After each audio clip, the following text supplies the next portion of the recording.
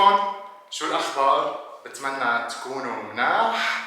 I hope you're doing well. And I'm going today to teach you بس. We left the last time. We were without explaining بس. We were talking about إمتى ولما, the difference between them. إمتى for a question ولما مش for a question. يعني إمتى بتروح على المكتب? When do you go to office? لما I wake up. When I wake up. مثلا لما أفيق. طيب هلا هون في بس في too many uses. Impossible to hear conversation between Arab people without hearing بس. Of course. Because it has too many meaning. Let's start to know the meaning of بس with examples. معاشي عالي بس ما بحب شغلي. So my salary is high but I don't like my work. So the first one بس. احكيني بس توصل على البيت. Talk to me as soon as you arrive home. احكيني بس توصل على البيت.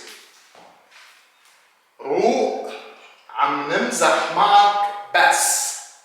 Come down. Be patient. روق. Come down. عم نمزح معك. We are joking. We are kidding. We are joking with you. Just. Or we just joking with you. Okay? بس could be come in the end as well. روق عم نمزح معك بس. So but as soon as just. بس كنت بسوريا كنت مبسوط أكتر. When I was in Syria I was more happy. So بس كنت بسوريا كنت مبسوط أكتر.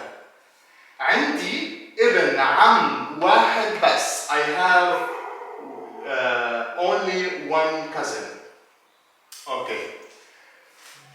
بس لا تعمل هيك. You hear it too much this one when you threaten someone. بس لا تعمل هيك. Stop it. Enough. بس. تمام? So it was the meaning of بس. It's so important one. Just 2 letters but so important. And yeah, I hope it was useful session for you guys. And I will see you next session. Don't forget to follow us, share, and leave comment if you have any question.